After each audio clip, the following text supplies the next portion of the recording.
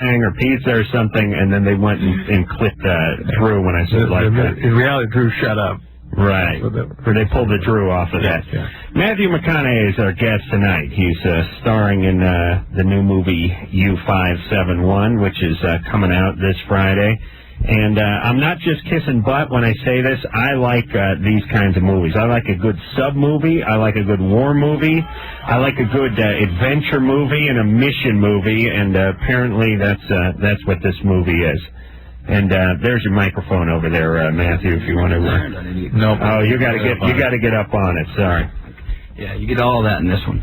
Yeah, that's all of that in this one, man. I like it. I was talking to Drew last week about the scene that's in every sub movie where they shush people in the sub. Do you have a good shush scene? People might hear us. You know what I mean? No, you're not gonna have a shush scene, but you got scenes that we get quieter and quieter. The deeper we get. Yeah. So you get without the literal shush. But no one shushes anybody. That's good because I was making fun of that scene.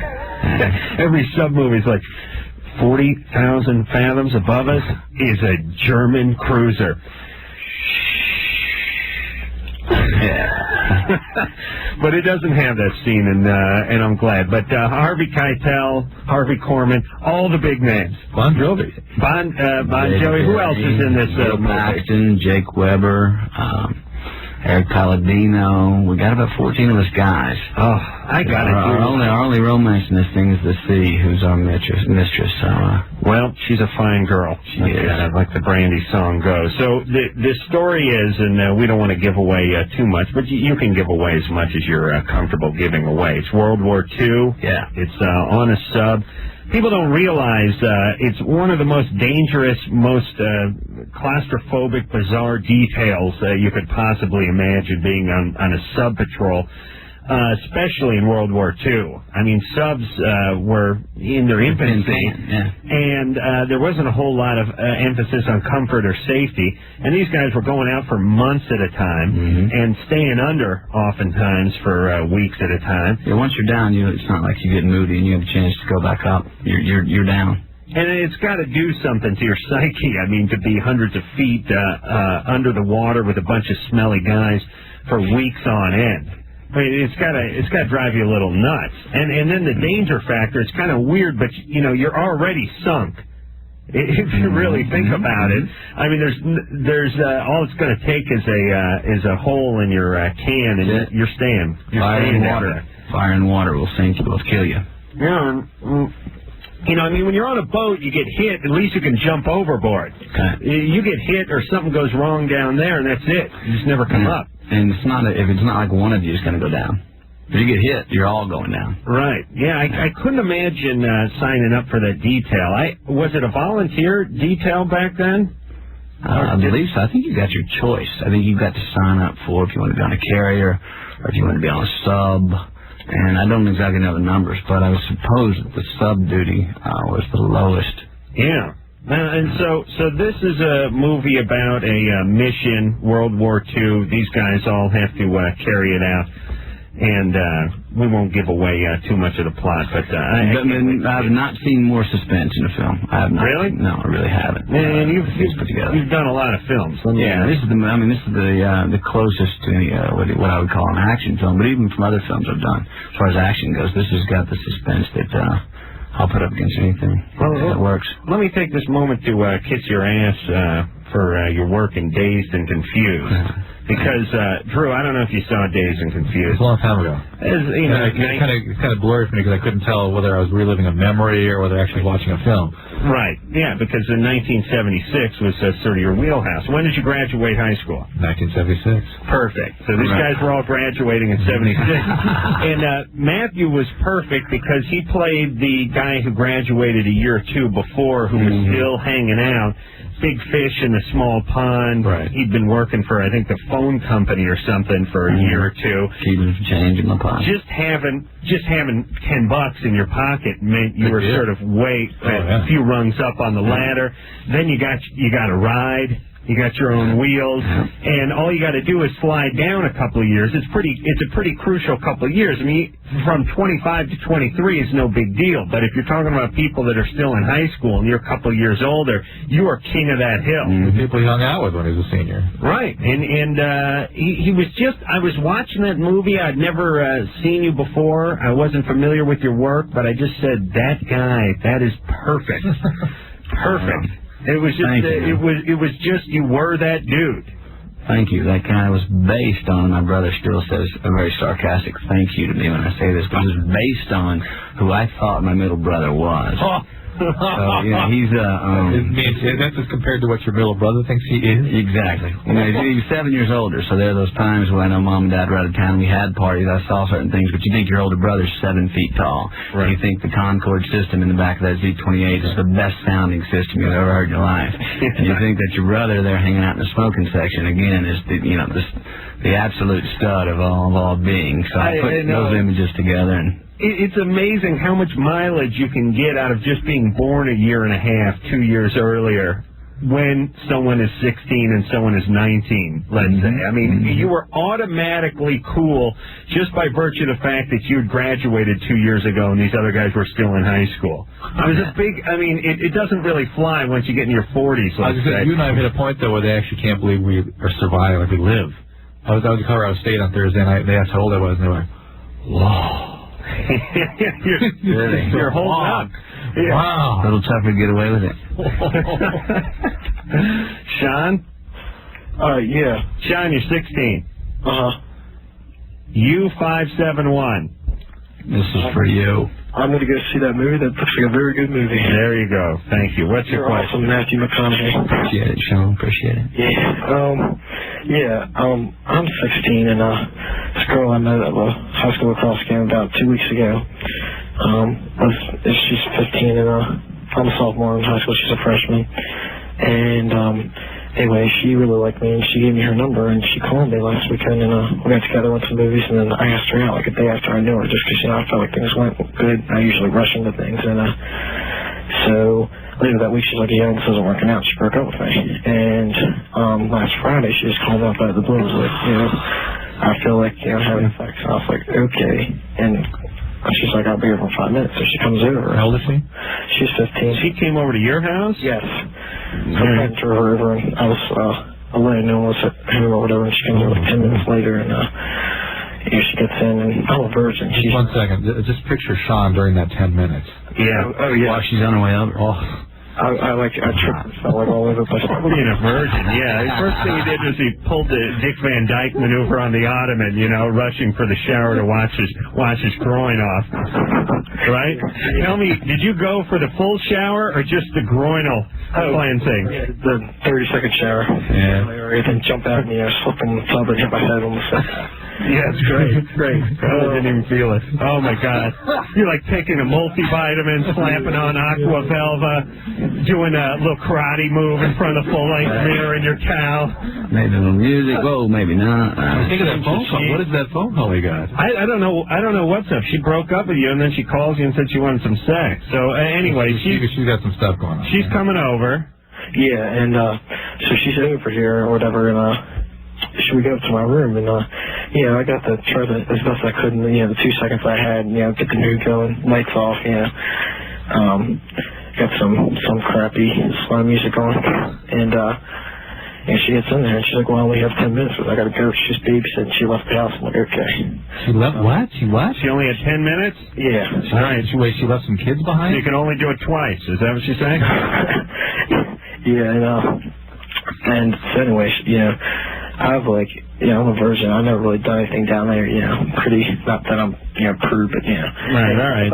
So cut to the chase. What happened in the 10 minutes? Okay, so I've never been down that area before, and it was, the lights were out, and I couldn't see a thing, so picture, a virgin, not been down there before, fumbling around, just trying to find where it's supposed to go. Yeah, that's true. I couldn't get it in, and I was like, okay, crap, I found it with my finger, and, I tried to put it in. I don't know if there's an angle that was coming from or what, but I couldn't get it in. You couldn't get the penis in. Right. I'm fumbling around for 2 or 3 minutes, and she's going, You were wrecked?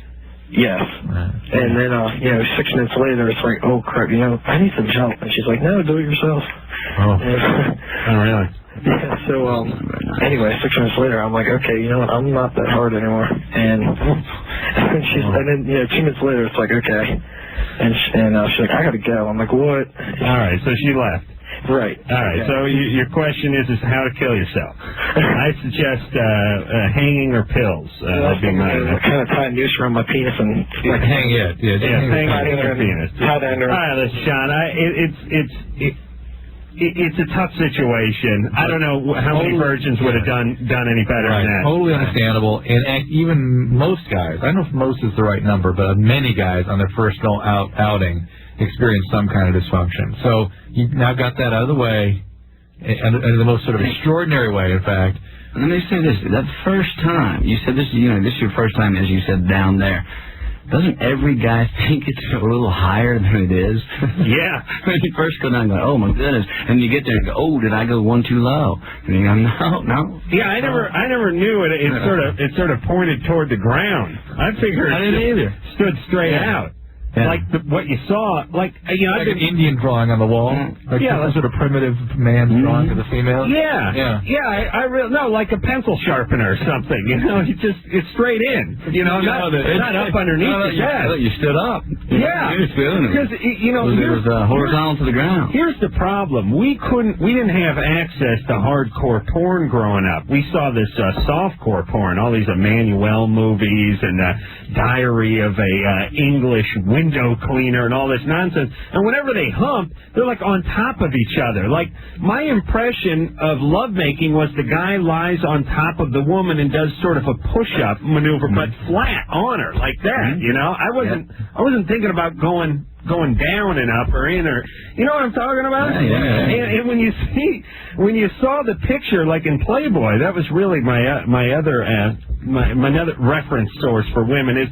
I thought the business end was sort of where the hair was up there at the top. That was right behind there. Just right here looking at you right off the page while she was standing up. Yeah, the hair was just sort of a curtain. You just have to get past that. Prehistoric man would express themselves by sort of displaying what they thought their image of woman was when they draw on the cave walls and stuff. It would look about like what you guys That was it, yeah. So the idea that it was sort of tucked up in there was a surprise. And I'm still shocked and dismayed. I'm 35, I haven't gotten over it yet. Each new vagina I see, I never get over it. Keep looking for the real one. That's right. Where's the one I grew up picturing?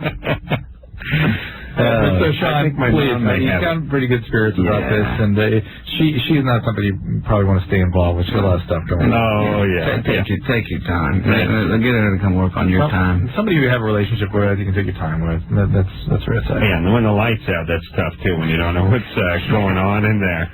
That's rough, because it's like I was thinking the whole time he was talking, like if you work on cars a lot, you change the water pump enough on the same car, you don't even need to look. You just drop your wrench and your hand down there and you start. You know what to feel for. But if it's your first time out, you need a shop light and a manual. Here's the extraordinary things about man. They know where that stuff goes in, but that's about all they ever figure out. Yeah. The rest of it, they never learn. Ever.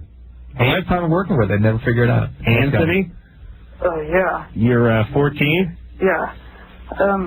U571. Oh, okay.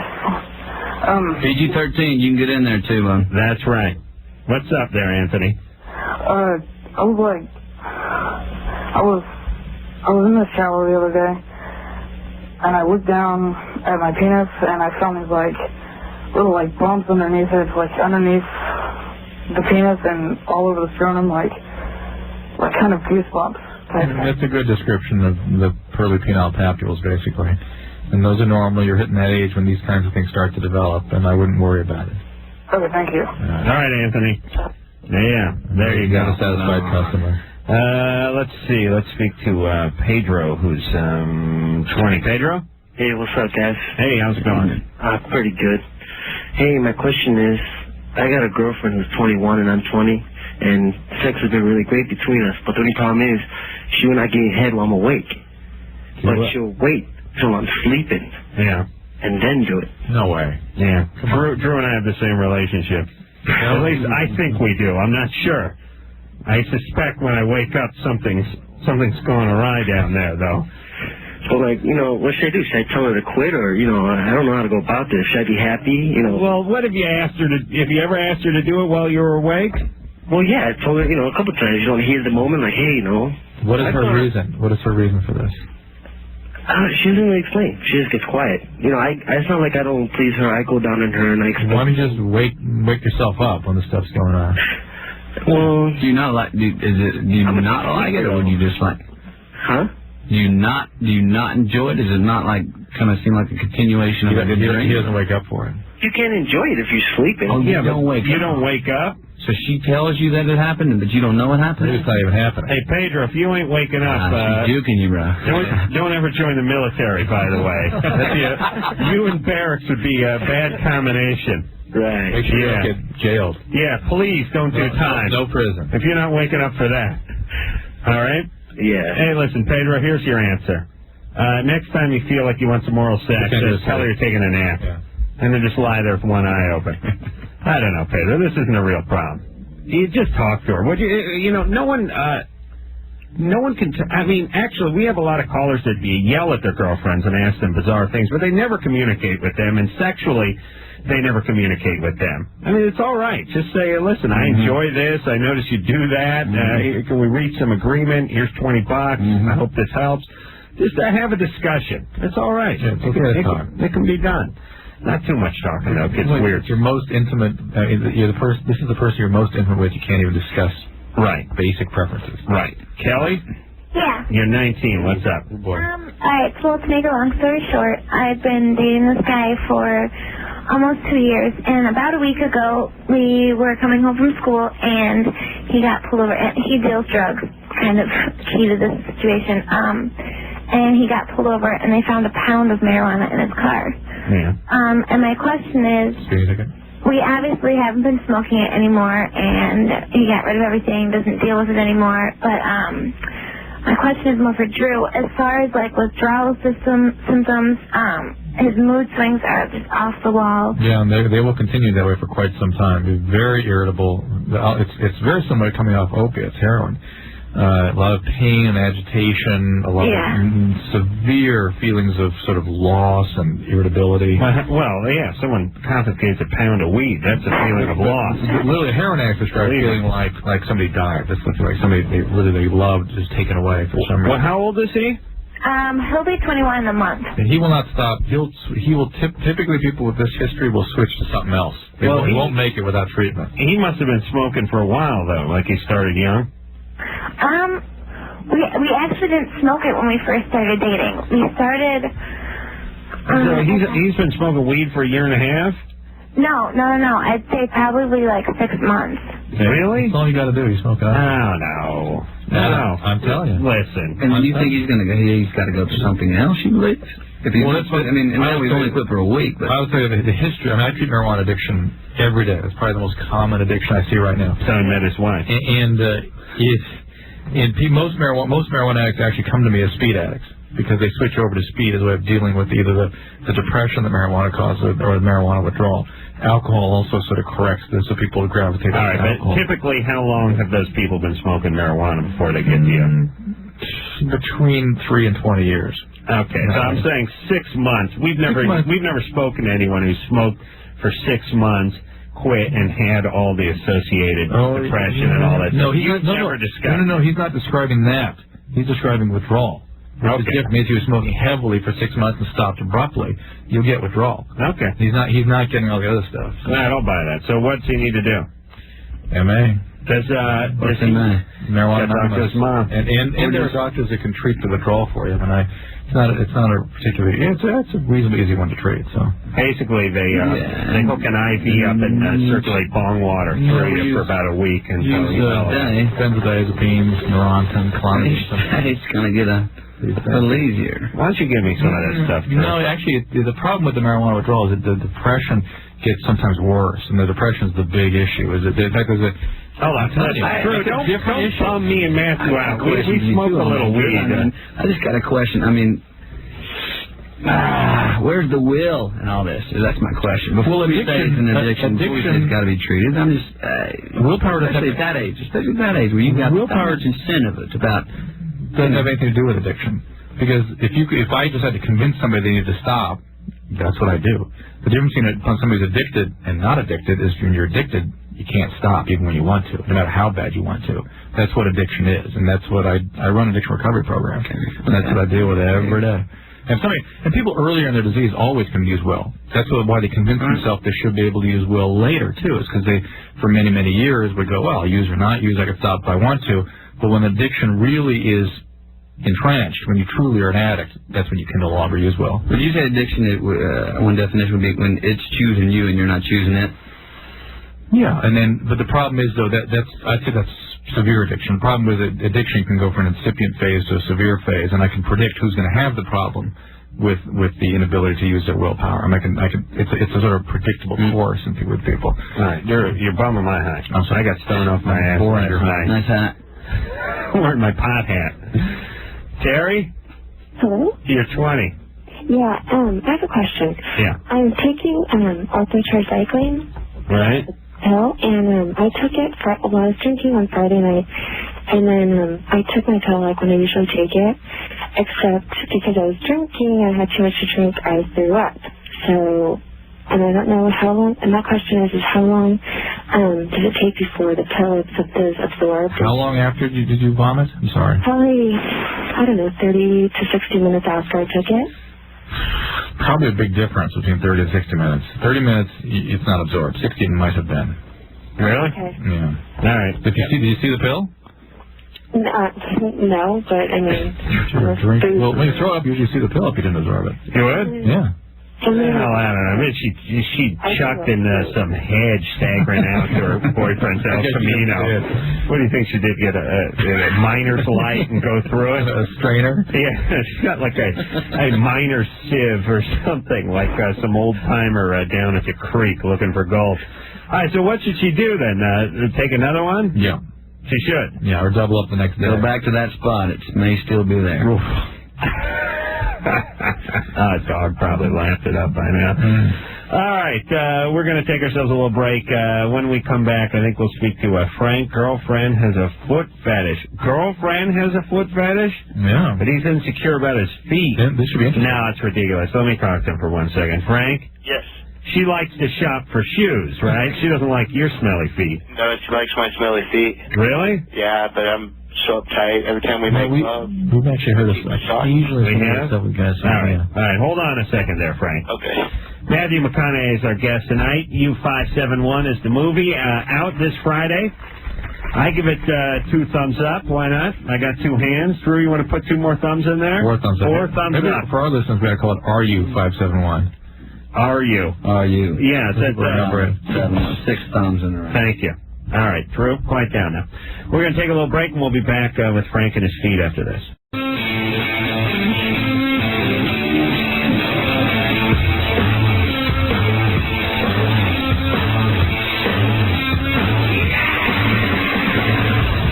Yeah, it is Loveline. I'm Adam Carolla. That is Dr. Drew. Phone number 1-800-LOVE-191. Matthew McConaughey is our guest tonight. U571 is the name of his latest movie, which will be out this Friday, and it's got a lot of big stars in it, and it's chock full of suspense and action, and it takes place in World War II and underwater. So there's really no reason. It's something in it for everyone. Girls, you're going to love it too, man. You really are. A lot of guys sweating. No one sweats like a guy in a sub. Ow! A lot of sweating guys wearing tight white shirts and pants with flared bottoms on them, and those little watchman caps.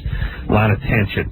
A lot of sweaty, tension-filled guys. So, ladies, you can enjoy that. You're gay. See, guys, you know, and here's the thing too: is guys couldn't enjoy the male version of that unless the chicks got naked and got into the shower. Mm-hmm. Women, I think, could enjoy the guys without having them get into like a panty fight or something. There's no panty raid in the movie. No, not yet. You and Harvey Cartel. We got 4 days. You don't run into his bunk with a pillow and yell panty raid and start beating him over the head. Good. Hey, Matthew, seriously, I don't know what you can do. I'm sure you're... He wants to be in a movie. Is that what you're going to go for? I am this nation's greatest untapped resource. I really am. I'm a huge talent. An amazing talent. Oh my God. Almost a phenom, I think it would be. Right. And I'm 35-year-old prodigy, if that's possible, Drew. And I have something to say. Matthew, when you produce and direct your next film. Yes. Yeah, you'll think of it. Here's what I'm saying. What are you saying? I'm saying I'm going to be on the big screen. I'm going to be making an impact. And what I'm saying to you is I'm giving you a tip on a stock. Right. I'm letting you get in it. I'm saying because I like you, I'm going to let you get in early. Just between you and me. I'll get you in on the ground floor now. Okay, that's where the smart money's going. All right, that being said, let's go on the call. Because I know how all this works. You have friends, they're in the industry. All you got to do is, tap someone on the shoulder. Did you produce this film? Who did produce it? De Laurentiis. Oh, there you go. You know Dino, right? Yes, I do. There. Next time he does something, you go, a guy with big eyebrows would be perfect for this role. You see what I'm saying? I'm getting everything that's not even being said. I hear it. Frank? Who wants to date you? Okay. Hey, whatever it takes. Frank, you could do worse, by the way, Matthew, really. I can work on the house and work on the car. It's very handy. And listen, we'll sit around and watch sports all goddamn day. Now, it'll be, we'll take turns getting each other beer, and then we'll go out to strip joints at night. It'll be the greatest date you ever had in your life. Frank? Yeah, what's up, guys? All right, so you're 22. Your girlfriend has a foot fetish. Yeah, it's pretty serious. She's kind of obsessed with feet. I have a problem, though. I have a little bit of athlete's foot. Why don't you treat that? I'm trying. What are you doing? Using some Gold Bond. Oh, please. I don't know how well that's working. Oh, my God. Frank is a Loveline caller. What do you mean? Don't you dump Gold Bond? Gold Bond is like an anesthetic. It's like to help the itching. It doesn't do anything to the Oh, it doesn't kill the fungus? That's not the worst part of it. Oh, no. My big toe is like cracking down the middle. It's green. Yeah. Green? Well, that's fungus. Yeah, it's bad. What a combination. Right. You find the one foot fetishist in America who's female, and she's dating a guy with a chia foot. Do you like work in boots or something? Like Yeah, work in boots. Yeah. I always wear socks whenever we make love. Let her go down and suck my toes one time in the dark, of course. Did she throw up? Oh, my All God. right, here's what you do. You get some Lotrimin AF. You put that on at night. In the morning, after you take your shower, take a handheld hairdryer and dry in between your toes off till it is bone dry. Okay. And try to change your socks regularly, and don't leave your feet for long periods of time in those shoes. What do you do? You play the role of a cowboy in an all-nude review? And keep those lights off till then. Yeah, it was bad. I think a piece of nail broke off in her mouth. What do you do? Jesus Christ. It's like he's a leper. What a combo. One time she did this? I can't help it, though. What do you do? Yeah, you can. I told you how to help it. What do you do with those boots? There are medicines to clear up the toenail, too, if it's really a problem. Because at your age, it should be able to be treated. What do you do with those boots? Unless you're diabetic. Hey. Keep them in the garage. No, but what do you do for a living, goofball? What do I do for a living? Yeah. I'm unemployed. You're unemployed? Yeah. Why do you wear the boots on? Why are you going to put boots on if you're unemployed? I do miscellaneous jobs, Yeah, I understand. But Human Hirachis, okay, yeah. Put some sandals on. Songs, get some air between Yeah, you gotta air it out, everyone. That's for that fungus. It's unlike it's the reason you don't get fungus on the hood of your car, but you get fungus underneath your house, right? I mean, in like damp, moist, dark places. That's where it grows. Right? Same theory, right? It likes wet. Yes. Thank you, Michael. Hey, what's up? You're 15. Yeah. U571. I can't wait to see that movie. All right. Good answer. So what's up, Michael? It happens to be like a couple days ago I started masturbating. Right. And I got this like extremely sharp pain in the back of my head. As you masturbated? Yeah. Was there as I masturbated and like at the end. Was there any neck stiffness with this? Was it your mom hitting you with a rolled up newspaper? Rolling pin. No. Any neck stiffness with this? What? Did your neck get stiff? No. Did it go away right away? No, it took about like an hour and a half. Did you feel confused or change your I was vision? extremely dizzy and All right. It is important that you see a doctor about this. Okay. Okay. There can be migraines, but there also can be bleeding into the brain, something called aneurysms. And bleeding? Usually that's described as sort of like a lightning bolt, like the worst headache of one's life, often associated with neck stiffness, and but the weakness and confusion and dizziness, that kind of stuff. That is a sign that you must talk to your doctor like immediately. If it happens again, talk right away. Otherwise, see him or her tomorrow. Okay? Probably God punishing him for masturbating. No, it's just one of those things. Let's let this kid sleep tonight. So, Michael, talk to your doctor tomorrow about it, okay? Oh, wait, can I make a shout-out? Yeah, hey, Michael, you should make a shout-out to a brain surgeon because you may have hemorrhaging. Like, what can be, like, the bad things about it? Like, what could happen to me? A lot of things. I don't want to freak you out, but you got to promise me you'll talk to your doctor, okay? All right, does he have to tell him he was beaten off? No. Just tell me there's a terrible headache associated with dizziness. Well, shouldn't he tell him? This your first time you just started this? Well, it says it's his first time, right? Michael? Yeah. This was your first time? Yeah. Yeah. But, like, it wasn't, like, extremely dizziness. It was, just a little bit when I started walking. It's fine. You just got to talk to the doctor about it, right? You've got to support because no, we've had this call before. The last one we had was a guy who said he was the worst headache of his life, and he had neck stiffness, and I mean that is an aneurysm. And that guy sent to the emergency room right then. Yeah. This maybe nothing. There can be headaches after this kind of thing, but the quality, anything, any vision change, any mental status change, any balance change, all that. I mean, this is where the balance centers are, and so if he's dizzy and his headache back there, that's a concern. So. All right.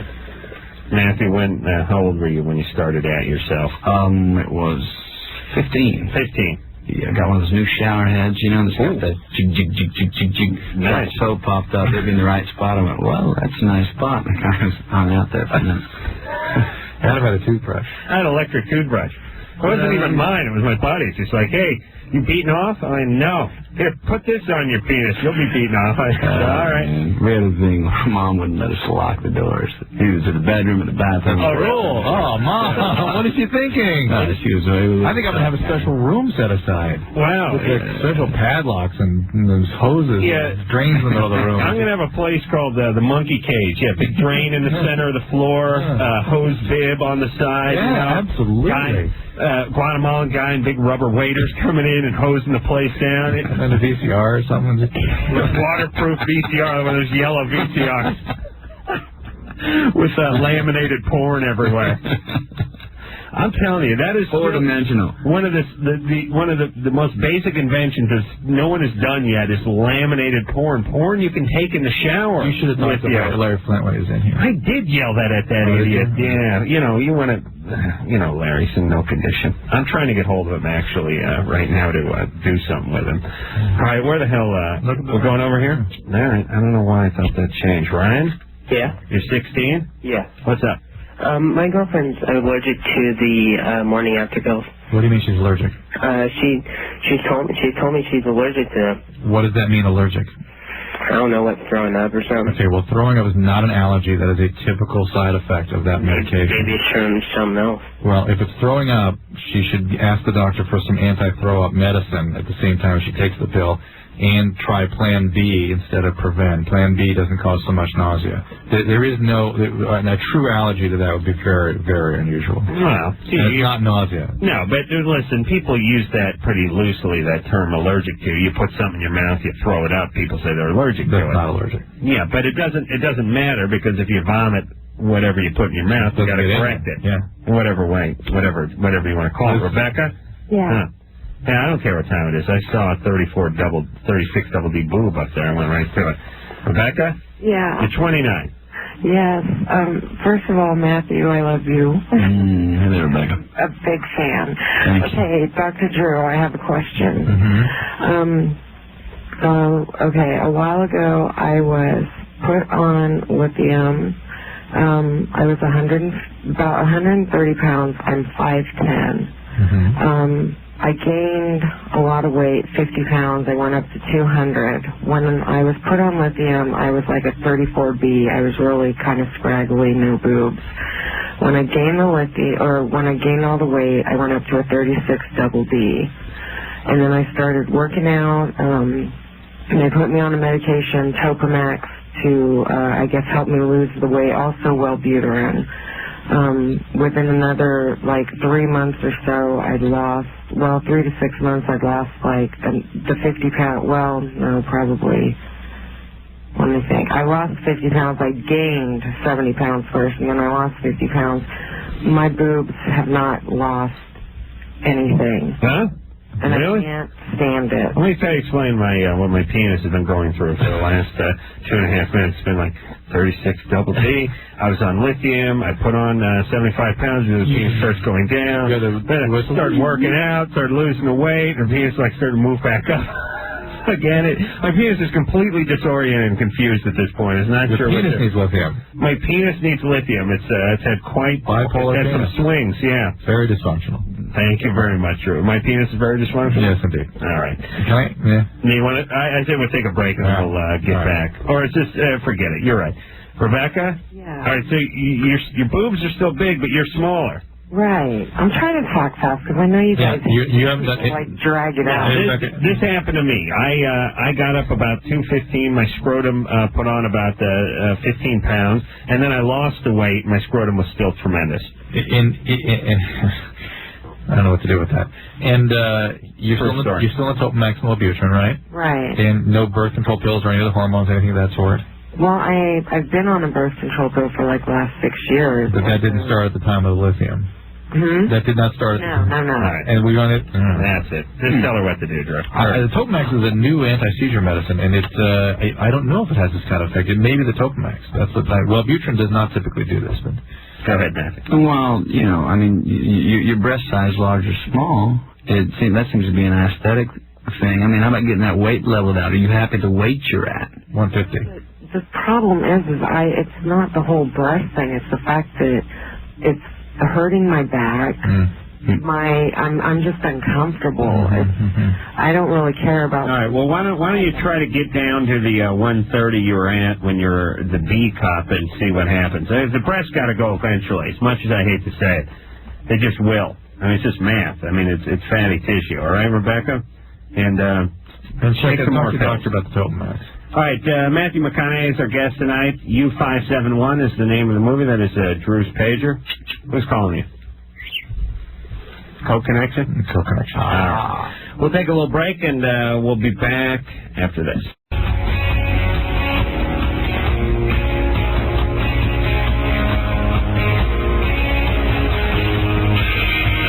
I depended on it. Went a whole day without it. I was like, whoa. Matthew McConaughey is our guest tonight. U571 is the name of the movie.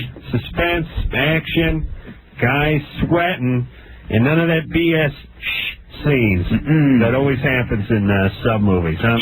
I'm really glad to hear that. It'll be the first sub movie ever made where there wasn't a scene in it. Eric? Yeah. You're 25. What's up? Hey, I want to talk to you about the movie. Right on, Eric. Is this a diesel sub or a nuclear?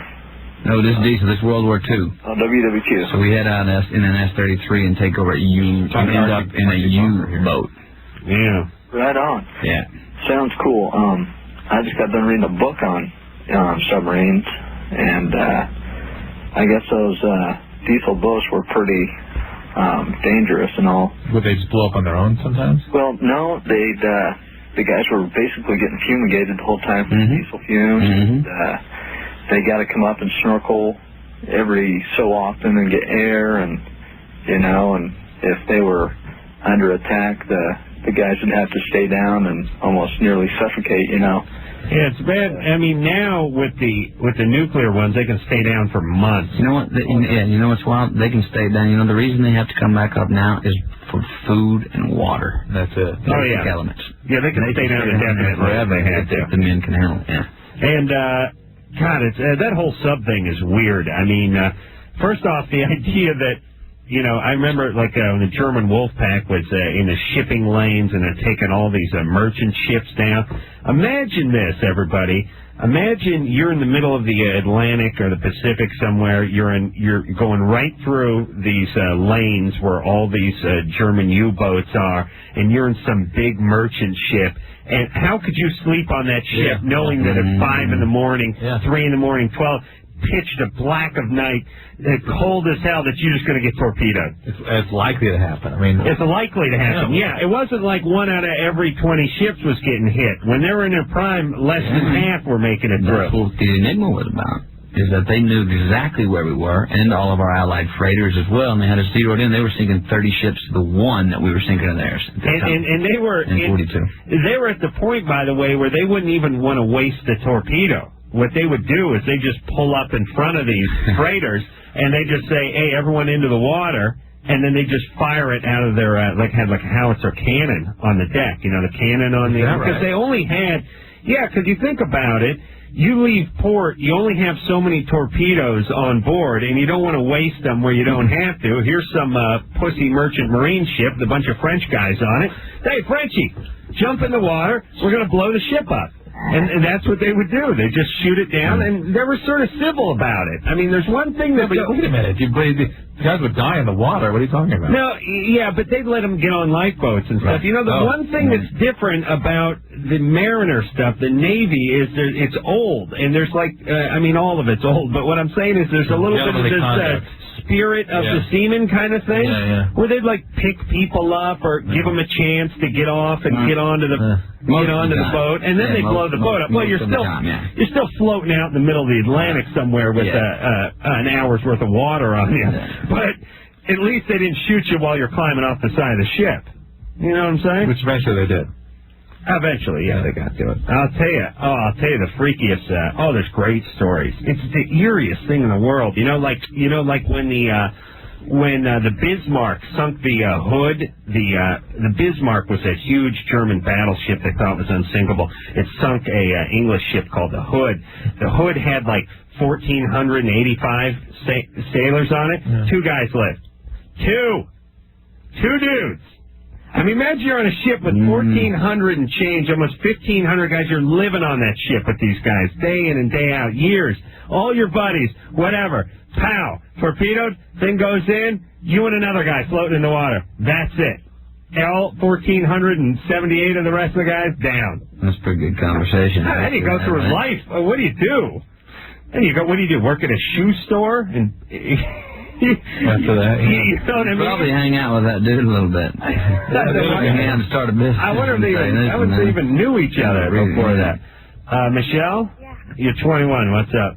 Okay, I just moved in with this girl about 2 weeks ago, and I really didn't know much about her, and I found out that she has herpes, and I was just wondering, how do you get herpes? Cause, you have sex with her? No, I don't. I was just wondering if I could get it from the same toilet or something like that. Hold on, Loveline Recreation. Loveline Recreation, all right? We don't do enough of these. Drew? Sorry. You play the role of you. Yeah, Manny, pay attention here, because I'm going to play a female in this role. I want you to see my range. I like to see my range on this one. How do you get herpes? I just moved in with a roommate, and she has herpes, and I want to know, how do I get herpes? You have sex with her? No, I'm not. I want to know if I can get it from the toilet seat. Michelle? All right, so hey, that was pretty good. Drew's thank you. That's right. You tell that to Dino. Got me all right. Yeah. All right, so Drew's allegations aside, you're not actually having sex with her. No, because I barely know her, and I just moved in. I see. All right, so you're going to give it a couple weeks before you guys actually have a lesbian relationship. No, I'm straight. Oh, I see. Okay. No, look, you actually can get it. And all kidding aside, you really can't get it from toilet seats, but you can get it from wet towels. Okay. If I use her towels? Yeah, towels could do it. I mean, if she's rubbing her genitalia with the towels, and then, and then you touch them to your genitalia. Hey, if she's using your pillowcase for a crotch chamois. It's a very, very unusual way to get it. It really is something people get by having sex. I've never heard of the crotch chamois, but if someone advertised it late enough and I was stoned enough, put me down. Yeah. Here's you know what's funny on this infomercial? I was just thinking about this because someone's asked me about the Wonder Mop I bought when I was stoned a year and a half ago for like $45. Wonder Mop. Well, it's a mop. You wonder how stoned you were when you bought it. It's basically what it shows up. No, it was a mop that I should have never bought the goddamn thing. It was like they filmed it at SeaWorld. Shamu jumped and splashed a bunch of water. The mop took the whole thing up. Wait, what sense did it make at the time now? Because when it was genius, it made a ton of sense at 4 a.m. Yeah, I thought it was king of the world. But the point is whenever they throw in another one of the exact same thing for no extra cost, it probably means the first one ain't that great. When you really think about it, like you're buying a car and you're about out the door of the thing, and the guy says, "Hey, I'll tell you what, I'm going to toss in another one." Same thing, another one. You have to worry just a little bit about the quality of the first one. They always remind you that even though one of them is really worth 4 times as much as they're offering for 2, we're gonna throw, but we're still gonna throw the second one in. And I like when they go. If you call in the next hour, we're gonna do this. The ticker. How many we got left? Yeah, it's all like I said. When you're stoned, it all makes sense. All right, we're going to take ourselves a little break. Matthew McConaughey is our guest. U571's movie out this Friday, and we'll be back after this. It's Loveline. I'm Adam Carolla. That is Dr. Drew. Matthew McConaughey is our guest tonight. U571 is his latest picture that is out this Friday. It is a star-studded cast. It is World War II, guys in a submarine. It's a mission movie. I love a mission movie. I love movie with a mission. I love missions fighting the Japs in the elements. That's what I like to see, or the Krauts in the elements. The point is all those Dirty Dozen movies like that growing up. Bridge over the River Kwai, The Great Escape. Even Papillon. Ice Station Zebra. Yeah, these were movies where something had to be completed, and it wasn't the guy patched things up with his girlfriend and said he saved the country. Life or death situation. That's the entire time. The difference is now they don't include David Niven and Ernest Borgnine. Yeah. They all seem to back then. Well, Borgnine was always there, wasn't he? Yeah, Borgnine was always in those things, and Bronson was, and Lee Marvin was in that. Lee Marvin was like just the baddest ass ever. He was always pissed off, always yelling at someone, punching out some guy. That's great. Where are all the, don't take this the wrong way, Matthew, but you're good looking, Guys of yore, these guys were they looked like they'd been hurt in a knife fight. Lee Marvin, not a great... You've got Keitel this thing. Oh, that's true, yeah. He's ugly. Yeah, we got Keitel, Bill Paxton, John Bon Jovi, Jake Weber. John Bon Jovi. David J. Yeah, man. Yeah, I hate to admit it, but he's a pretty decent actor, isn't he? Yeah, damn sure is. He takes it very seriously. He comes and he takes care of business. Nothing worse than good-looking guys who did other things well and who then become actors, and they do that well, too. Hey, listen, I'm going to be watching the college chat room at drdrew.com, drdrew.com. If people want to send a message or ask questions of Matthew, I will watch for it there. I also want to say that the Goo Goo Dolls, Save Ferris, and Frank Stallone are coming on here later on in the week. So Goo Goo Dolls played at the Kids' Choice Award. Oh, they did? What? How was that? Well, I don't know. How were they? I didn't stay that late, frankly. Oh, you did? I think started an hour and a half late. Where was that? Hollywood Bowl, freezing. Oh, really? Oh, 15,000 8-year-olds. Who puts that on? Nickelodeon? Yeah. Actually, it's a great thing. It's always a great deal. But, boy, this year is like, lots of technical problems. And it's a bunch of 8-year-olds? Well, it's like 8 to 14-year-olds, like 6 to 14-year-olds, really. What cool 14-year-old in their right mind is going to get caught at the Kids' Choice Awards? Yeah. Well, these days, a lot of that sort of 8 to 10 demo has grind out a little bit. 15. Well, what are they? The 6-year-olds dealing with 98 degrees and NSYNC, and they're 15-years in that looking at that stuff. Yeah. See, but if you're a 15-year-old guy, you shouldn't be into that stuff. You should. The whole idea is to try to be into stuff that's older. I think that's why they brought the Goo Goo Dolls out. But they sort of went. They went all the way into Goo Goo Dolls. Yeah. Well, they're poppy. People like them. All right. Well, them, Save Ferris, and Lee Marvin. We just booked Lee Marvin. Tammy. Yes. You're 25. Yes. Yeah. What's up? Hello, Tammy. Hi, Matthew. I just want to tell you I think you are the hottest star on TV right now. Well, he's not on TV right now. On radio right now. Yeah. And I wanted to know if you would say the beer and the Budweiser starts to boil for me. The beer and the Budweiser starts to boil for me? Yeah, you sound so sexy when you say that. I want to tell you we're going to make your butt chicken. Oh, I know what you're talking about now. I think we did on Rosie. Yeah. It's good. Adorable. It's good. Thank you very much. What's butt chicken? I usually tape Rosie, and I thought I missed it. Didn't see it this week. Yeah, I recorded it. All right, thank you. Send me a tape of that. Let me off a copy. What's your name? There's a question here in the chats. Where'd the idea for this film come from? Do you know the history of it, or where? 571? Yeah. Jonathan Mostel, the director, wrote the script. He started, I believe, 6 years ago. It's based, in fact, it is not a historical document. So this mission to seize the Enigma, which is this encoding machine that the Germans had, their means of communication, where they were really able to decipher exactly where our Allied ships and freighters and subs were, and especially right there in 42, where they were sinking, I believe, 30 of our ships to their one right off our east coast. You could see them from the land. So these things happened.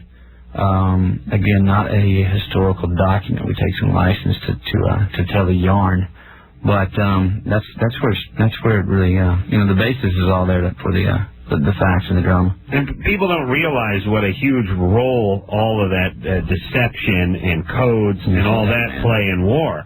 I mean, there's a lot of stuff like in Normandy and D-Day. We had like inflatable tanks and cardboard troop carriers and stuff set up just to make the Germans think we're going to come from this side instead of that side. I mean, it's a huge deal. I mean, if you really think about war, the difference between them waiting for you and them being asleep and having all their armament on the other side of the island is night and day. I mean, if you really think about it, I mean, it's no different than walking up to a guy's house when he's asleep, or walking up to a guy's house when he's got a shotgun, a beer, and he's sitting in his rocking chair on his porch, you know? This was an incredible turning point in the Second World War. When does the movie open? 21st of April. That is this Friday. Good Friday? Pay attention to it. I've been saying it all night. Good Friday. I see you working it in there. Yeah. Very nice. Very smooth. Sorry. Natalie? Yes. You're 23. I am. What's up? I wanted to say hello, Matthew. Hi, Natalie. How you doing? Good. How are you doing? Good. Dr. Drew, I just want to say you are a plethora of information. Oh, thank you. And Adam, I haven't forgot about you, but I think I'm quite perfectly your best girlfriend. Oh, really? I could be, yes. Oh, okay. Anyway. Oh, thank you. Oh, you're very welcome. 2 years ago, I gave a friend of mine and I were just messing around, and I gave him oral sex. And 3 days ago, he tested positive for HIV. My question is, I want to know what my risks are. Well, was he positive back then? Yeah, I don't know that. He can't tell you that? He doesn't know. Well, it was 2 years ago, you said? Yeah. Well, certainly you could be tested. You would be positive now if you had been exposed then, okay? Why did he go get tested? It was just he did it every 6 months, and it was just his time. What was his risk? Why was he being tested every 6 months? Wait a minute. Wasn't that your question? Listen, you're not Chinese, right? No. So you're horrible at math. You had sex 2 years ago, did you say? I had oral sex with him. Yeah, but he got tested 4 times since 2 then. years ago, and you said he gets tested every 6 months. Okay. Okay, so now he comes up positive. He didn't come up positive 6 months ago. I haven't spoken to him in like the last year. So we've just got reconnected. Okay, but you couldn't tell him when you said. Well, you just said 3 days ago he tested positive. Right. We came in contact with each other like 3 months ago. I know, but Earth the Tardo.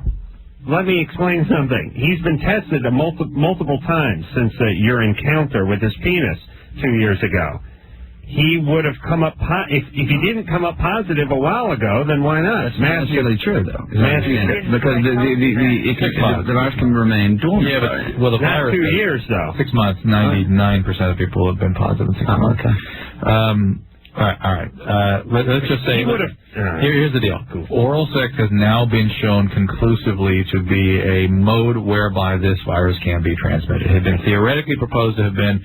Now it has been proven to be. Now, I've been lobbying against this theory, by the way. There have been now some well-studied situations which the only risk factor is oral sex contact, and it's the recipient, like in your situation, that is at risk, obviously, is most at risk. And what percentage of the probability of a transmission of a single contact depends very much on what his viral load was and where he was in his disease and whether or not he'd been exposed at that point. All we know for you, Natalie, is that you have to be tested, and if you're negative, and that's it. Forget about it. All right? Thank you. We're fairly positive you're negative, though. Okay. All right, because And by the way, though, Natalie, did you have a conversation with him about him being positive 3 days ago? Yeah. And if he said, I just get checked every 6 months and it came up this time, isn't your next question going to be, were you positive 6 months before that or a year before that? Aren't you going to ask the question? I will now. Okay. Does she know what we're talking about? Either way, go get it. She's tested, exactly. Drew, is this just me? Does this drive me insane with our callers? You don't let it. I mean, did you get anywhere with this? Did you get anywhere? I know, but everyone listening, so you know I'm not insane, understand that she had contact with him 2 years ago. He then became positive 3 days ago. And when I said to her, why was he tested? She said, well, he gets tested every 6 months. Yeah, I know. And she had a conversation with him, and she never asked it. I know. Is that bizarre? Did you live in San Francisco for a while? I'm just watching. No, I worked in San Francisco. Some people in the chat room just saying they're having trouble finding a place to live in San Francisco. Any recommendations? Man, I had a kick-ass apartment. They're right on the water in the bay. And you know what? I don't know enough about it to say. You got to make $5 million a movie, and then you can live where you want. Another question: how much did Ed TV change your career? Did it, or was it a big? You know what? Ed TV changed it in a lot of good ways. I started receiving some really cool comedies, some comedy prospects from that film. Listen to that. Yeah. You maybe Adam getting those ones that I was wanting to do. No, you got the ones that you do. You got to see. I ended up. I did. I started getting some people kind of started saying, "Hey, this and Dazed and." I see us doing a cop buddy type film. Cop buddy. Yeah, I'm like the tough, street-wise Chicago guy. Doesn't take any lip. Right. And I'll tell you whose rules I play by. True. You know whose rules? Your own rules. My own. I play by my own rules. You do that thumb action right there. Yeah, do it. Two thumbs. Whose rules I play by. Play by my own. That's right. Okay. That's right. And when the chief tells me to go by the book, I go, bye, book. I throw it right out the window. That's how I go by the book. I play by my own rules. Right. But you're very uptight. Yeah. As a matter of fact, I'm uptight. you wear a bow tie. You wear on the job. Yeah, on the You're job. the gentleman. You're the only You're the only undercover detective in the city of Chicago wears a bow tie. Yes. And I like shiny shoes. Yeah, you shine shoes. Yeah. And when you and I sit like at a stakeout, you eat like health food, and I eat a corn dog, and you tell me, you know what's in that corn dog? And I go, come on. You know, my mother used to work in a hot dog plant, and they scoop that up with shovels. Forget it, it's rat not hairs good anymore. and Every time, and I throw it out the window. Well, let's not waste all our good ones tonight. Yeah, okay. Let's wait for the film to roll. You see what's going on here. I see. And here's a twist, one you've never seen in a movie before. Our commanding officer, our CO, our sergeant, the guy's office we get called into, guess what color he is, Drew? Black guy. Black guy. That's right. That's right. Big black guy. Fat guy. Fat black guy. And he yells. He yells at loud. That's right. With a white shirt and a striped tie. That's loosened up. He talks about having the mayor and the DA all over. Yeah, and he's pissed off. Yeah. And although we shoot it in this studio, we always shoot his stuff with a backdrop of New York City out the window behind him. That's right. Production value, baby. That's right. Yeah. Okay. Yeah. So you start, and you know what we call it? Coffee and donuts. No, that's me. Oh, that's your coffee? You're out. You're now coffee. You play like Charles Coffey V. You're a very straight guy. You got it, though. I play Johnny Danetti, but they call me Donut. Yeah. You know what I'm saying? Oh, because I'm nuts. You know, but also you make the good money in your little loco. Yeah. Right. And I think I'm a hit with the ladies, but not quite. Not quite. Yeah, it's good. Wow. They're writing it right now. And there's a scene where you got a brand new car and you say, "Don't let anything happen to it." And guess what? That's right. Right down the alley with trash cans on both sides, taking all the paint off. Yeah, you see where this is going. You know, right after that was the first time I take off my bow tie. Great film. Yeah, nothing like this has ever been being written right now. No, especially the twist with the black commanding officer yells at us. Oh yeah, and when you get in front of a judge, black woman, and she yells too. Oh, that's right. How many languages do you speak? Just the one. See, I'm okay. Yeah, but I'm tough. you speak a little like Japanese and stuff. Absolutely. Yeah, like when I'm breaking down, like I get hold of a guy from the Chinese mafia, and I'm like, don't play stupid with me, flat out. And then you like step in, you're like, ding, ching, wong, wong. And I'm always surprised. Like, you know another language, and it's because you want to listen to these Berlitz tapes while we drive around. And I want to listen to like Kool and the Gang. I want to rock out a little. And you're always listening to these Berlitz tapes, trying to learn another language. It pays off. Yeah, it drives me nuts though. It drives me insane with these languages. Yeah, that's good. Yeah. Ciao. There we go. Are you working on films right now? Ciao. No, I just finished it. Coffee and donuts. What are you talking about? That's pretty in sort of development. 15. We just finished a thing called The Wedding Planner with Jennifer Lopez. Finished that 2 weeks ago. And then U571 I finished about a year ago. So now here, that's what we got coming out in a week. But no work right now. Looking for it. Well, where did you shoot? Well, I mean, imagine you're in a sub most of the time. Where did they shoot a lot of that stuff? How did they work that? In stages in Rome at Cinecittà. Really? Yeah, we had 2 life-size subs. They were built in 6 pieces. You could pull a complete wall off of one of the subs. We also had a life-size submarine out in the Mediterranean Sea it was built around, the ballast tanks were built around a deep-sea fishing boat, so the sub could not submerge, but we took it out to sea. And that's the exterior shots in this thing. This thing really it works that way. We got to make this in 2000 with the special effects visually and the sound, and to have the life-size models. We get to do some things that a great sub film like Das Boot did not get to do. Yeah, they're on a limited budget. Yeah, but it really works in this story. Jennifer. Yes. You're 26. Yes. What's up? My question is for Matthew. Mm-hmm. I'm wondering, out of all your roles, which was the most difficult to play? Most difficult to play. Coffee and donuts? Yeah. Still working on that one. That's where all my work is in pre-production. Most difficult to play. You know what? There's a lot about Amistad that was difficult in that it was a different dialect. It was a lot of research going back to that time. I do all my work in pre-production, so that was one where there was a lot of choreography early to learn the dialect, to try and find the demeanor of that man, try and figure out exactly what the story was. There was a lot of responsibility to go with that story too. Yeah, I don't know. I would think doing a dialect, I would expect everyone to just start laughing halfway into it. It'd be my greatest fear that you're doing a dialect, doing someone from a different country, different land, and people just start laughing. Part of the fun, and then be able to do it right. I mean, it's easy to go ahead and learn how to do the dialect. But the tough part is to just make it organic. It's not saying the words right; it's the stuff in between the words. So it seems like you're not really trying to do the dialect. Yeah. Hey, Jennifer. Yes. There you go. Thank you very much. What's been your toughest role to date? Mother or daughter? Okay, thank you. Loveline listener. Did you have a child, Jennifer? Jennifer. She's gone. Sorry. What were you doing? Oh, I was going into another room. Oh, I see. Okay, thanks. Good evening. All right, take care. Thanks. Bye-bye. Hey, I'm watching the chats here again. They said something about Vans shoes. Are they talking about? Vans? No, I'm talking about. I have a van. A van probably is what they just said you're a fan of Vans. I don't know if they're talking about. Yeah. No, I have a van, Cosmo. It's a big conversion van. It's kind of been my hobby for the last 4 years. So I had just.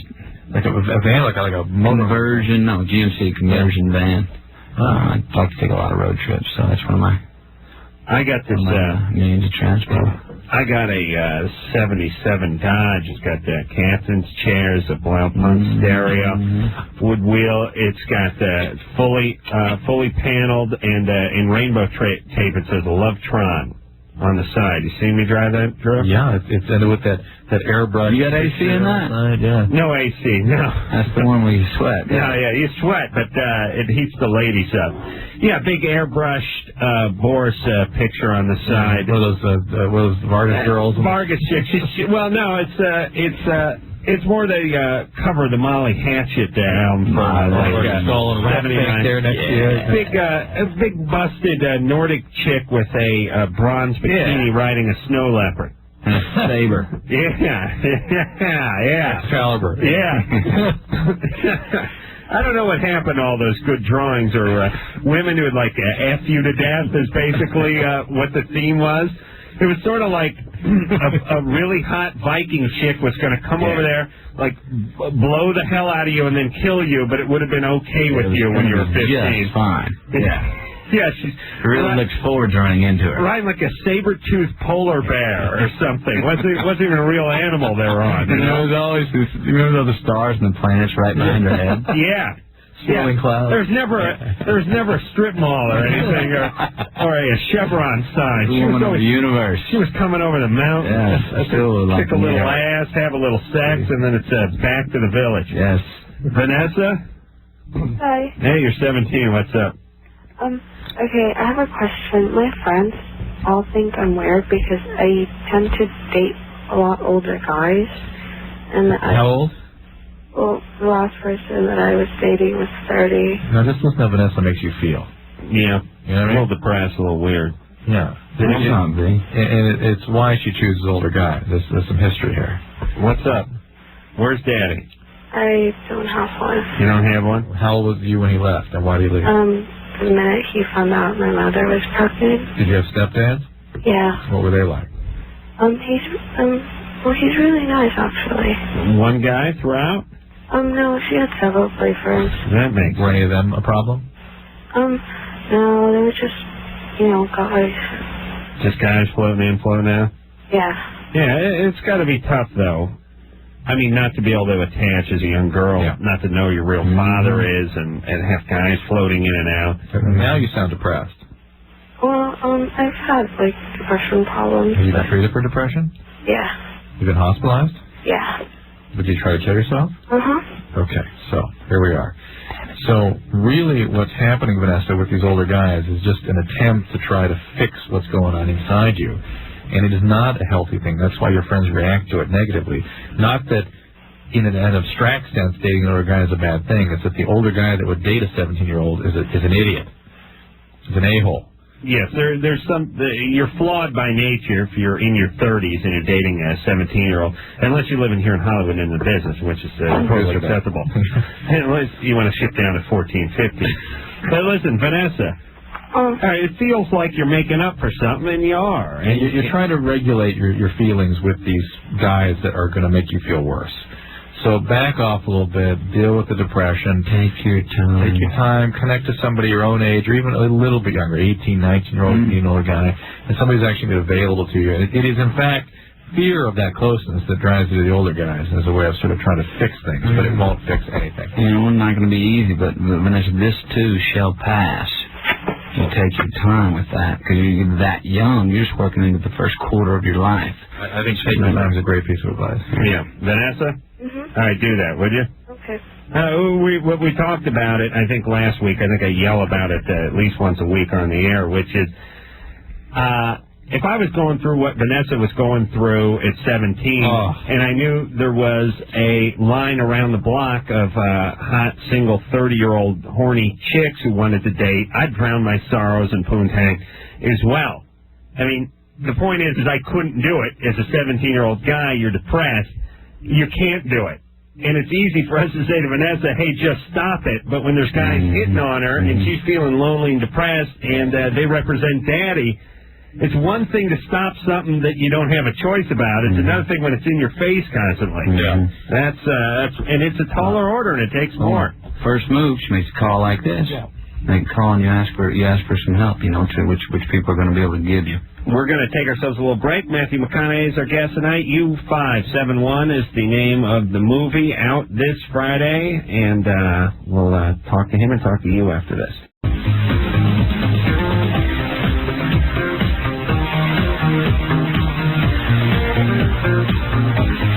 Yep, it's the Loveline. I'm Adam Carolla. It's Dr. Drew over there. Phone number 1-800-LOVE-191. Goo Goo Dolls, Say Ferris, Frank Stallone, all coming in later this week. Matthew McConaughey is our guest tonight. U571 is the name of his latest movie. Out this Friday. And I know there's a lot of other sub-movies in the theater, but this is the one to see. You must find this one. This is the one. Don't find the U572 or U570. Or U486. Or U486. U571 is the name of the movie to see. All right, let's hop back on the phone and speak to Mike, who's 26. Mike? Yeah. What's up? Yesterday I was at this party and I ran into this girl and we ended up having sex. And in the morning she tells me that she was 16. How old did you figure she was? 14. Yeah, no, like 23. All right. Like that was the age of like everyone that was there. Okay, did you use a condom? No. No. That's nice. Can you get the morning after pill? No, she's on the pill. She's on the pill. She's on the pill. Yeah. All right, so what's your question? Well, I'm 26. Yeah. And you broke the law. Should I be feeling it like I don't know if I should be like beating myself up over it? Like. We don't want you to kill yourself, but if you could just sock yourself in the ribs, that'd be good. Just once. Yeah, how about maybe thinking things through a little further next time before you sleep with someone, and you've broken the law, and you know. Yeah. Is that illegal? That's illegal, yes. I thought 16 was. Well, it depends what state you're in. What state are you in? I'm in Canada, actually. Ooh. Really? Ooh, it's a nation. They don't know the law. They don't know what it is. It may be legal. It may be well be legal up there. I don't Canada? know. It may. It's maybe even more illegal. Oh, you think? A lot of states in this country are like, yeah, right, 14 even some states. Well, maybe it varies from province to province, too, just like it does from state to state. But Mike, you don't keep seeing her. It's not good for her. No, I have no intentions. I was just, it kind of... All right, I'm done with him. Listen, he slipped up, his penis landed somewhere, and that's fine. He's being thoughtful. Sort of. John? Yeah? You're 19. Yeah. What's up? My question is about anal sex. All right. I heard that if you have anal sex when you get older, you can't hold anything in and you have to wear diapers sort of thing. That's true, but it's a very small price to pay for a lot of cornholing in your younger years. Oh. Decision I made early on in life, and I stick by it. Matthew will back me up on this one, too, pardon the pun. Yeah, because I haven't had it, and my ex was saying that it wasn't true, that because it's a muscle or whatever. Yeah. Well, your anus can become patulous as you get older anyway. So it would happen anyway. And what is patulous? Patulous, just it's a sort of like impetuous. No, patulous. Like it's nice. It's a nice term. Isn't it? It's just open easily. It's patulism of the anus. Yes, indeed. That's why we've got patulous. Patulous is sort of loose. Nice. Not. It's learned new vocabulary words. Become patulous. All right. His whole soul has become patulous, I think, as a result of experience here tonight. But John, listen, there is pathology that you can induce. You can cause hemorrhoids and fistulas and fissures and all kinds of good things. It's not a great thing. Are you gay, John? Yeah. Okay. But just be careful and, Is your behind has been broken? No, not yet. Not yet? No. I'll tell you, call yourself gay, yet no one's got you in the ass? No, I mean, so far, it's not because I don't want to, but it just hasn't... Oh, I see. Just things that, Yeah, I understand. But, take your time. Yeah, I am gay, and I've had boyfriends, and I've given, but I haven't received. Interesting. All right. Well, just as long as they know who's boss. Yeah, kind of. Yeah. Well, you are kind of in charge when you're doing that to someone, aren't you? Yeah. I mean, you know who's wearing the pants, right?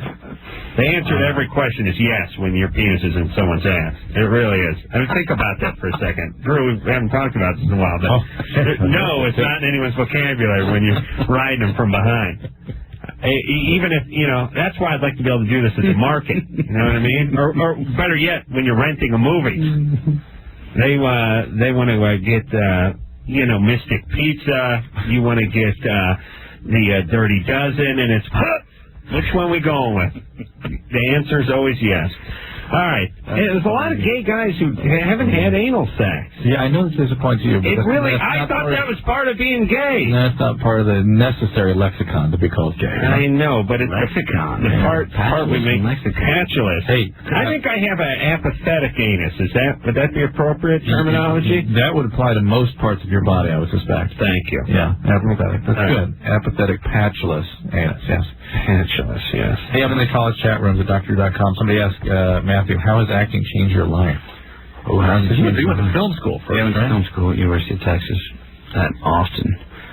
How's acting changed? I tell you what, my 20s were I guess I started acting at 22, and the last decade was incredible. I mean, part of the reason I started doing it is because I didn't know what the hell I wanted to do. I had a perfect job for that, if you can make a living at it. What was your first big role? Or Dazed and Confused. Yeah, was the first time. Wow. Dazed and Confused. How old were you when you did that? I was, I think I was 21. 21 years old. Then I went back to school, finished film school, director school, and then did... You were trained as a director? Yes. Interesting. And did the Texas Chainsaw Massacre, The Next Generation, right before I left Austin, and went out to Hollywood, looking to get production assistant work, anything I could do on the film side. I was going to try to get some auditions on the side, but I really thought it was going to happen more on the production side. But even after having a nice role in a film that was real well received, like Dazed and Confused, well, that's what helped me get an agent when I went out there. Right. And then a lady, Beth Holden, who's my manager today, who really dug me in that film. And Don Phillips is the guy I met in the bar in Austin, Texas, who said, hey, you might be right for this part in this film I'm out here casting called Dazed and Confused. Why was he out in Austin casting? Well, that's where they were shooting, and, Richard Linklater directed it, and it all happened in Austin. So. I didn't know that. Yeah, it all happened. All this, Dazed and Confused was completely in Austin. Sasha Jensen, who was in that movie, was a friend of mine, went to high school with him. Really? Yeah. He's a good kid, man. Yeah, my great. Yeah, he'd always play, this guy shot in 92, so he'd graduated high school 10 years prior to that, because he was my age. He was at that time, yeah. Yeah, because he was, 28? He's playing a 17, 18-year-old. Yeah, which is different than, like Drew, who's 40, 2? He played 60. He played guys, early 70s, late 60s, fiance. Yeah, boom. It changed my life. I get to live through the roles that I get to play. Well, he makes a ton of money and bangs models, too. Let's not forget about that. Life is good, yeah. Alphonse? Yo, what up? You're 23. What's going on? That's right. How you doing, Adam? Good. How you doing, Drew? Hey. McConaughey's a pimp. I love him. I love Dazed and Confused, but I know, man. Appreciate it. Yeah. My question is, my girlfriend about 3 weeks ago, we had a condom break, and she got prevented from her doctor, and he kind of told her it was a one-time deal, and that he would never. He didn't never want her to take it again. Well, the reason that it is okay to take it again, and there really actually are no limitations on that. However, if a doctor sees someone using it repeatedly, that's somebody that the physician needs to sit down with and talk about more appropriate contraceptive measures. Yeah. It's meant to be an emergency measure, not a regular contraceptive measure. Yeah, she just wasn't on the pill. Well, she needs to get on it. But you can do it more than once. Yeah, and then after her period was done, I believe he wanted her to get on the pill. There you go. That's very responsible. Finished it up on about, I think, Thursday, Friday around there. But we had the same thing happen last night about 1 a.m. It was like condom broke. Oh, boy. And she told me that there's no way her doctor is going to, she didn't really have the impression. He wasn't really educated in prevent at all. He may not understand that it's not an abortion pill. Yeah, that's what he kind of thought it was. No. She said that, and it was just really hard for us to get it up there. Yeah, where are you? Utah, and it's just... I would call Planned Parenthood if there was one locally there. Yeah, that was my concern, is if we go through Planned Parenthood, it's like, and it's safe for her to take it, because he made it sound like it. It is safe for her to take it. Okay, that's good. Hey, Alphonse? Yeah, what's up? How many guys named Alphonse are there living in Utah, by the way? You don't like that alias? It's alias. Good. Smart. Yeah, confusing. Didn't make sense to me. Oh, so all right. On that. Hey, Alphonse. Yeah, this guy's a little misguided. Maybe he's an old-timer, or maybe he's a Mormon or something like that. Something like that. All right, good. And what's up with the penis that you keep going through the condoms that way? It's I'm pretty well hung. I mean, I see. According to her, right? I think I'm pretty average, but. All right, she says big. Good answer. You never get the answer, by the way. My penis is exceptionally skinny, like a number 2 pencil, and it pokes right through the other. It's very sharp, very sharp. It's like a needle, like a crocheting needle.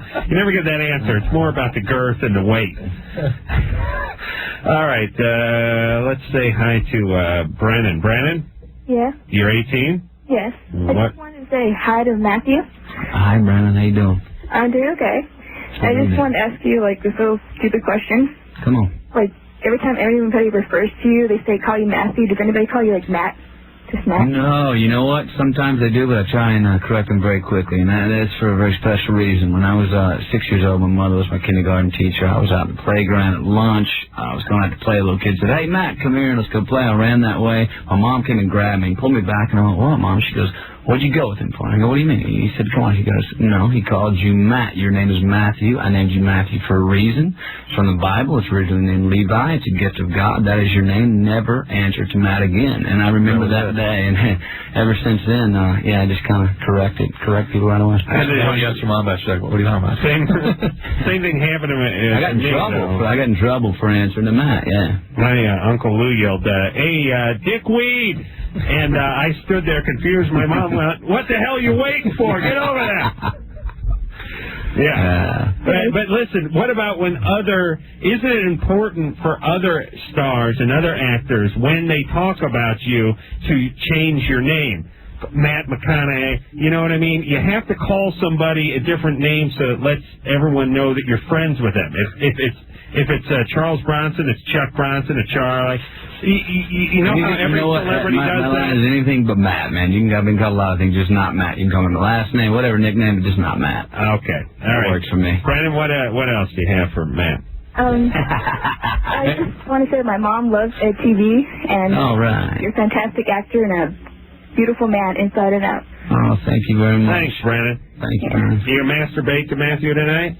No. Okay. All right, that was worth a shot. Brandon. Drew was actually supposed to be in that TV, but they wisely cut him right out of that. Unacceptable. That is right. And Adam is now talking about the role in the sequel. That's right. That's right.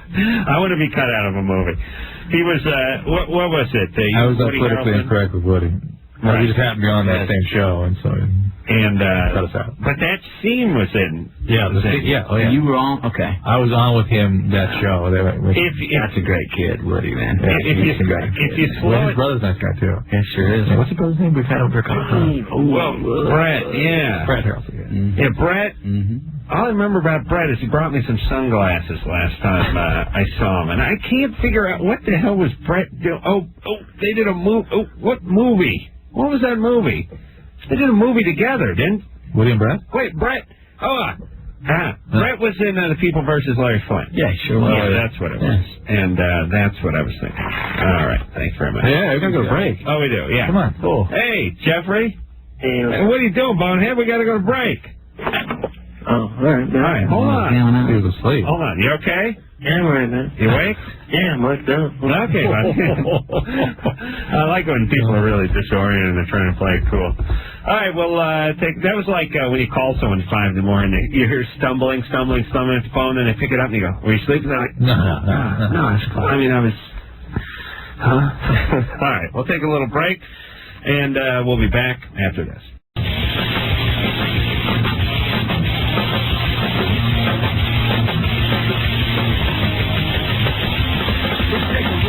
Hey, Adam. Yeah. You know that Matthew can drive a Zamboni? I love these terms. I learn all kinds of stuff. I can sit and watch and learn things about him without him even knowing it. That's Drive a Zamboni on TV. Oh, yeah, you learned how to drive a Zamboni? Yeah. Oh, yeah, well, we shot it. I mean, When they said you were... Was that in San Jose? yes. That was in San Jose. Yes. Yeah, a lot of folks listening may not know what a Zamboni is, but it's a thing that goes over the ice at hockey matches and that. Well, and ice skating. It smooths it all out. And it seems like one of the greatest jobs ever to drive that thing around a hockey rink. I mean, if you're talking about just blue collar jobs, yeah, got to drive something. You got to drive something. It's a hell of a lot better than driving a forklift at some manure farm or something. You know what I mean? I mean, this is a good gig, Zamboni. Yeah, it's got a cool name. It's got a cool name. I had an invention for an upcoming man show in one of the Inventions called the Belly Zamboni. True, have you seen that? You told me about it. Yeah, I almost vomited. It's quite an invention. Anderson. Works under the same... Once again, another scene for the sequel for Adam. That's right, coffee and donuts. So describe this lovely device. Well, just basically you make a lot of messes on your belly sometimes, and this cleans it up. Belly Zamboni. Yeah, you really should see the demonstration of this thing. It's remote control operated. You work for Leprechaun. Jeffrey. Hey, what's up, guys? You're 21, so now what's up with you? Oh, it's my girlfriend, man. All right. She's getting away with my best friend's relationship. You know, she thinks that every time I go out with him, it's like he's out taking me to go out with other women. Right. And stuff. She doesn't trust me. Right. She even got so far to demand my email password. Yeah. And then when she got it, she checked mail from like 6 months ago before I even knew her, and she got pissed. You know, she got mad because of letters I wrote to the girls. Yeah, but she must have something to go off of here, Jeffrey. I mean, she's not fabricating all this. Like your buddy. I'm sure he's a bit of a screw-up, right? No, he's all cool. I mean, but it's just that because I'm a uptight, cool. You know, I work every day. I do everything I have to do. He's a laid-back kind of guy. But she's like never really met him. She's only heard from what I say about him, and then she doesn't like it. All right. You know. Now, are you taking care of business? You being true to it? To her? I don't cheat on girls, man. I'm honest with her. Right on. All right, we trust you. Sort of, yeah. Jeffrey sounds like one of those guys who wears his chain on the outside of his shirt. No, but you know, all right. I think I've heard what you're talking Jeffrey, about. Yeah. Here's the deal. You got to be stern with her. You got to be tough. You have to say, listen, I love you. I'm not doing anything, and you must get over this. It is her problem, and that's what she wants you to do. I have this theory about people wanting to be put in line. I honestly do. I wish a girl would do it to me once in a while, or certainly in the past. Like here's the deal. Are you telling me something? Yes, because you're my new bitch. Yeah, that's right. No, what I'm saying is okay, let's all just close our eyes and think back to our early 20s, late teens when we're with some girl, and there's that weird thing where you're all jealous, and all of a sudden you're looking through her yearbook, and you're seeing her prom picture, and she's got her arm around some guy, and you start asking all these questions. Did you sleep with him? And what about this guy? And what about that guy? And all this other nonsense. Don't you wish that she would have said to you, hey, listen, I love you. I'm not screwing around. Yes, I've been with other people, and so have you. Get over it, and let's move on. You probably would have went like, okay.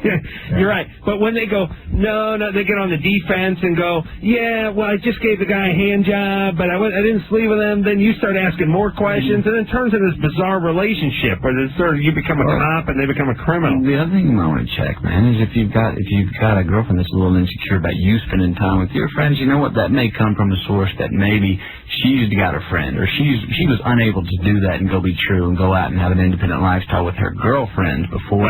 Maybe in another relationship, maybe not necessarily this one. But you got to have, I don't know, I believe in that. There's three in a relationship. There's you, there's her, and there's you together. And you got to have your own life. She's got to have hers. And if it doesn't work as it is right now, man, you got to get that straightened out if there's any future to it. Good point. Colleen? Hi. You're 14. Yeah, a few weeks ago I sliced up my arms pretty bad. I had about 24 cuts. Self-inflicted. What? Yeah. Have you ever done anything like that before? No, I haven't. Just all of a sudden? They're really big cuts, too. They're like 3 to 4 inches, about half an inch deep. Got it. Okay. When I was cutting my arms, I don't know why I was doing it, and I couldn't feel it at all. It hurt. It didn't hurt at all. Were you on drugs? No, I wasn't. I take pills for depression, Paxil. I've been taking them for 5 days, so I don't know if they work yet. I do methamphetamines. Okay, that would be being on drugs, right? When I was cutting my arms, I was clean for a month. A month? Yeah. Huh. In the program or just abstinent? I was expelled from school, and I was going through a bunch of probation stuff, so I had to be clean for a month. How old are you? 14. 14. So it wasn't your choice to get off the meth, though? No. No. All right. So, I mean, at your age, Colleen, this is a lot of stuff going on.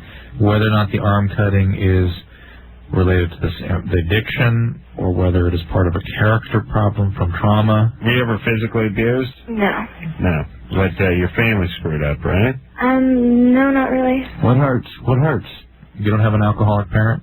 My dad is. Yeah, that's what we're talking about. Yeah, that's a bad scene when Dad's an alcoholic. Where's my bourbon? Does he come home, he can smack you around or smack Mom around or just be in a bad mood, And I think it had more of an effect on you than you know. Does that happen? No, like, my mom and my dad split up when I was 3, and I didn't see my mom for about 10 years. What do you miss? Or what do you want? No mom for 10 years. That's huge. That's huge. And then stuck with an alcoholic dad. So just I live with my mom now. I understand, but when you really needed your mom is essential for the first 5 years of life. And to have been bonded to mom and then have her abandon you is a profound injury. Yeah, I mean, so you and your alcoholic dad, your formative years. Yeah. So we've got character issues, we have affect issues, we have addiction. I mean, it's the trifecta. All right. Stay with the people that are treating you kindly. This requires a lot of work, and just please follow their direction. You hang in there. All right. We will. Long life. You're just getting started on this. It can pass now, all right? Get it out of the way. It's not easy. Take your time with it and work at it. And God bless you. All right? Hang in it. We'll take a break.